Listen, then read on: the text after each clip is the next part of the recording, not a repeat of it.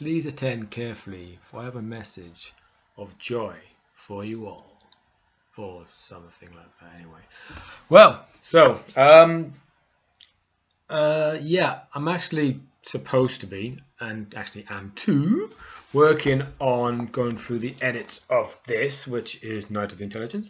Going through Will's edits and my own edits, which sometimes correspond, sometimes they don't. Oftentimes we present different solutions to the same problem, and then I weigh up which one we want.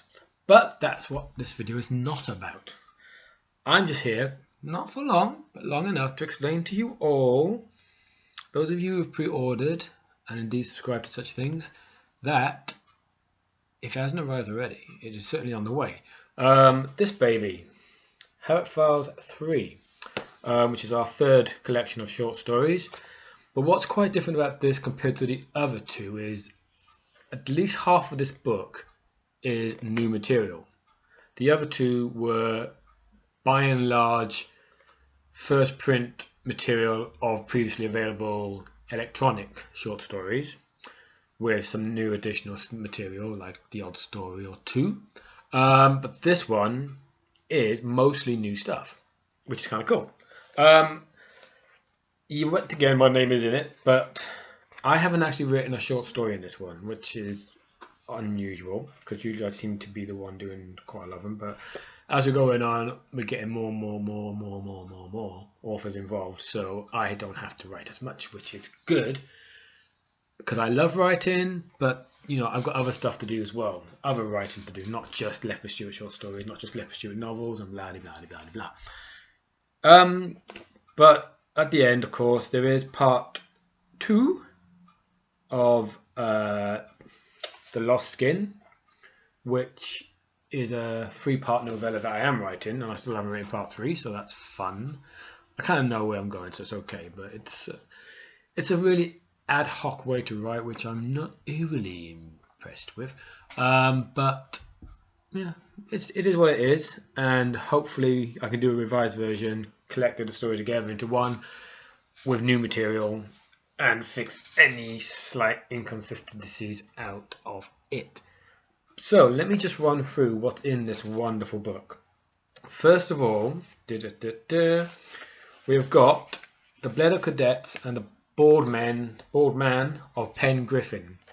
Long-time fans of Doctor Who, certainly long-time fans of Big Finish, will recognise the name Pen Griffin from the audio drama The Spectre of Lanyon Moor, which is one of my personal favourites. It's one of the earlier ones, and it was the first story to feature the Brigadier meeting the 6th Doctor, which is partly why, because he works so wonderfully, the Brig, in that setting, is partly why I made the decision to make him a Cornish chap, you know, who's born in Cornwall, because he just seems so at home there. And in Forgotten Son, I drew allusion to the fact that when he was a kid, he used to play up in Pen Griffin with his brother and their mates, and indeed Fugu in Pen Griffin, which of course is a very key point of the Spectre of Lanyon Moor. And this one is a story set when Alistair was only a boy, when his brother was alive. So it'll be one of these memories that lethbridge-stewart won't even remember, because obviously he doesn't remember his brother, although he has vague recollections of events from his childhood in Bledo. He doesn't necessarily remember the details if they involve James. And this is one such story. It's written by Tim Gambrell, you'll tell me if I'm right, who originally he originally won a little competition to become a character in one of my books, which presented me with a fun problem of, well, I don't want a character in our stories who's named after an author, even though that's not how it originally worked out, but that's how it is now. Which means, of course, Tim Gambrell, the character, is also in The Lost Skin, which means I need to get rid of him, because I don't want a character and an author with the same name. So the payoff is goodbye Tim the character, somehow, I'm not saying how, but you'll find out in HAVOC 4, and hello Tim the author. So that's the first one, which is a lot of fun. It's as the title kind of implies, it's very famous five kind of Just William vibe, which is exactly what I wanted. And indeed, because the second HAVOC Files, we had a story set during lethbridge-stewart's childhood again, only older. He was when he's 15, 16, in Bledo. I figured it'd be quite fun from now on for every volume of HAVOC Files to open with a story set back in the day. So it's not a sci-fi story, but it's sort of that kind of adventure, the famous five kind of vibe to it, because it's kind of fun. So you can do something different. So this is the second in that new tradition. Second story in the list is The Last Duty by Christopher Bryant, which was previously available as a free download. Next up, we've got Evil of the Fomorians, another previously available, which is by Robert Mamone, who will return very soon, actually. Then we've got The Wishing Bazaar by my good friend Sharon Bidwell, whom I met through writing, and we can become friends since, which is the way it often happens, which again was also available previously.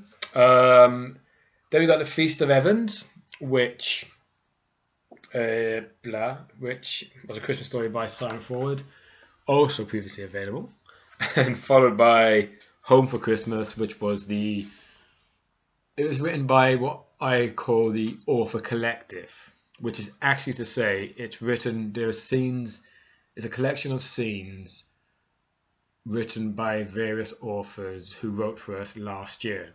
So almost every author who wrote a short story or novel for us last year wrote a scene for this story.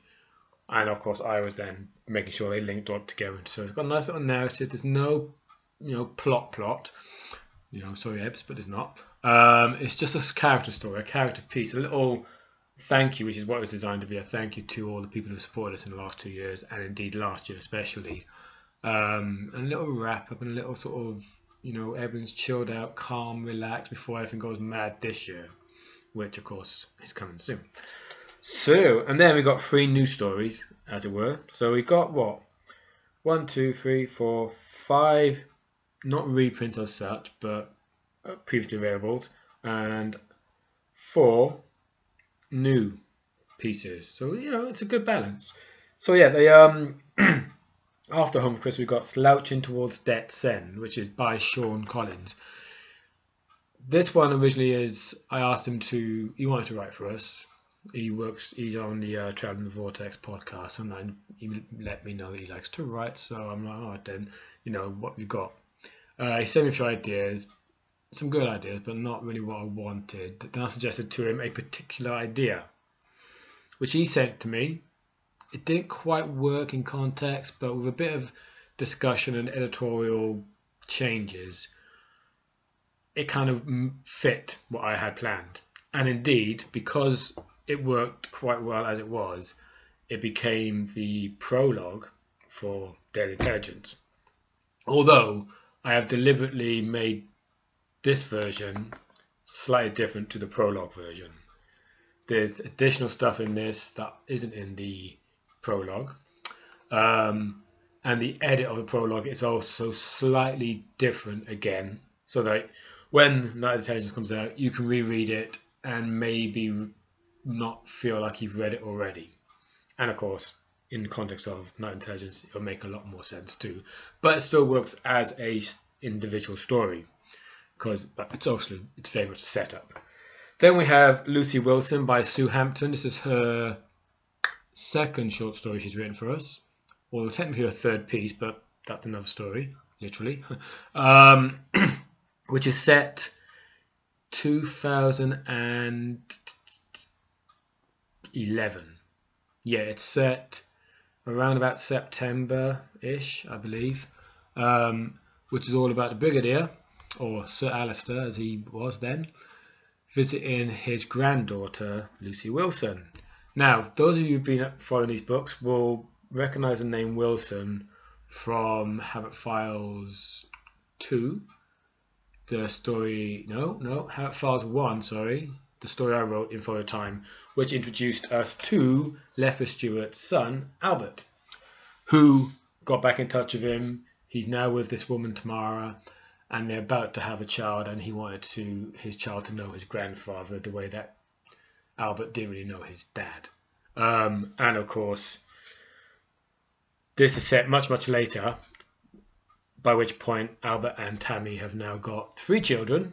Connell being the first, the one whom she was pregnant with at the time. Nick being the second, not named after Nick Courtney, obviously. And the third child, Lucy.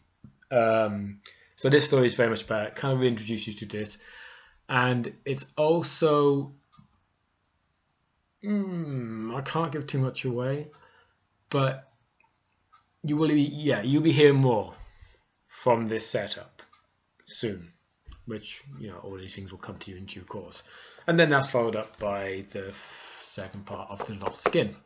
So for those of you who bought this, it's on its way. It's a good little collection, it's a fun sort of set. It's, some nice varied stories. And of course, it's also got us to the point where we are now, where we're kind of running out of short stories. So, ergo, our short story open submission, which is still open. I've already got, in a matter of days, 9 potential stories. Majority of which are still I'm waiting for proper outlines for. One's been commissioned totally, so we've got some really fun stuff coming up. Yeah, so once again, I'll drop the link below for the not competition, for the open submission guidelines, because we do want more stories. Ideally, by the end of next month, I would hopefully have at least enough to see us through for the next year. At which point we could maybe reopen the submissions again, which I think is very likely if the quality that I've received so far is an indication. I think we're finding some really good potential authors who may of course want to do other things for us and indeed elsewhere. So this is out now. Once again, the HAVOC Files 3. It's on its way if you've ordered it, with wonderful artwork by Adrian Salmon, of course. On the cover of this, and we've got, well, this is actually in his colonel uniform, but don't worry about it. He's a colonel at one point in the story, I think. Howard Chorley, who of course is the star of The Lost Skin. Samson, co-star of The Lost Skin. On the back we've got Colonel Douglas, who is modelled deliberately and named indeed after Douglas Camfield, and indeed physically he's kind of Douglas Camfield, but in the army again. You got Owen, who is modelled on my friend Ryan James, also on the cover of 9 Intelligence, and Sally Wright, the Brigadier's fiancée, who is deliberately modelled, although she doesn't know this, but if she watches she'll find out, on my friend Jolene Ferris. And if she looks closer, she'll be like, "Oh my God, it is me!" Wait till she finds out; she'll love it. So yeah, on its way. So if you've ordered it, awesome. If you haven't, it may not be too late. We'll see. I guess we'll find out. Anyway, until then, I must get back to my work. Otherwise, I'll just go and sit in the garden because it's very sunny out there. But no, I want to do, because I've only got the first half from Will, so I want to go through at least all of those edits that he sent me corresponding with mine, so I can move on Monday. I begin work on, I shall show you now, stay there. And I'm back. On Monday I shall start work editing first pass on The Dreamer's Lament, which is the third novel this year by Benjamin, well, first one by Benjamin, Ben Bertha Jones, which is going to be fun. I know what it is. I've read an original version of it, and it looks good. And it's gone. This is not the whole thing. This is only the first 4 chapters, so don't worry. I like to do it in quarters because I'm a traditionalist in the sense of Doctor Who, in that I like our stories, our novels, to be kind of broken down, a 4-episode kind of vibe to them. And certainly when I write them, and that's how I like them to be written, but obviously not everybody agrees, and that's fine. So yeah, that's what I'll be doing for Monday. So I must get on.